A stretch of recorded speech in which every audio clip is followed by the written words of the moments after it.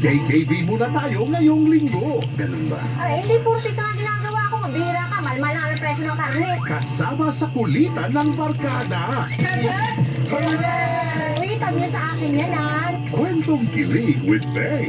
She may not have been what I wanted in my life, but at that moment, she's exactly what I needed.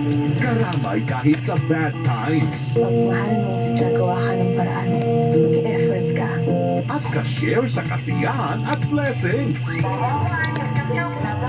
Mama, chup chup chup, love love love. Pero syempre, kasama ka, Papa.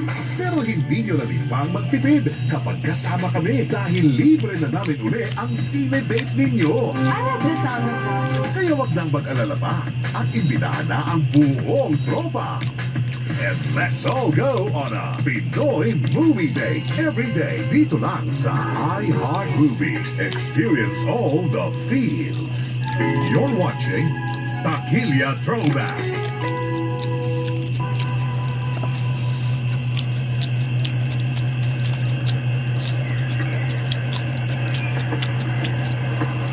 Well, kape ka muna. Salamat, pare. Sige. Oh, anong ginagawa mo, pare? Pulseras para sa anak ko. Nag-aaral na ba ang anak mo? Dati pero nahinto eh.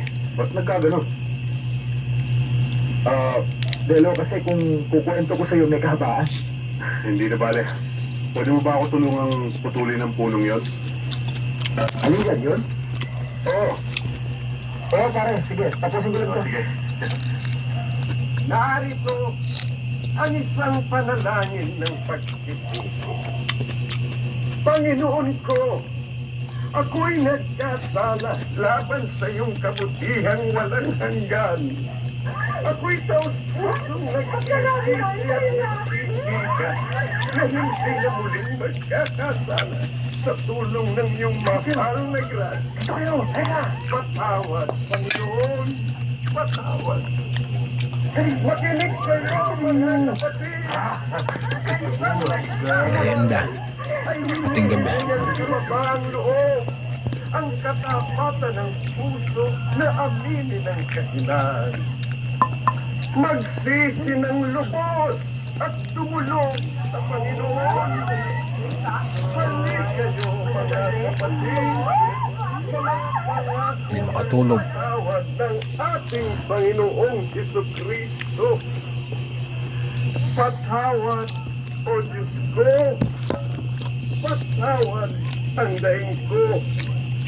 Patawad sa aking sala. Patawad ang maalab na nasa. Patawad sa iyo, Panginoon.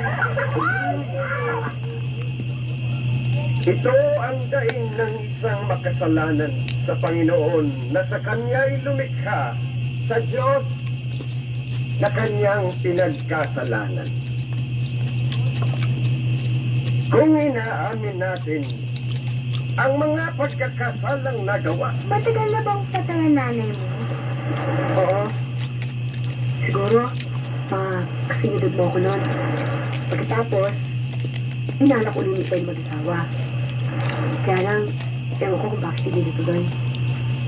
Eh di, pwede rin pala ulit mag-asawa ang tatay ko. Kasi matagal nang patay nanay ko eh. Bakit? Gusto ba ulit mag-asawa ng itay mo? Ewan ko sa kanya. Pero kung akong tatanungin, gusto ko ulit siyang mag-asawa. Para magkaroon ako ng nanay.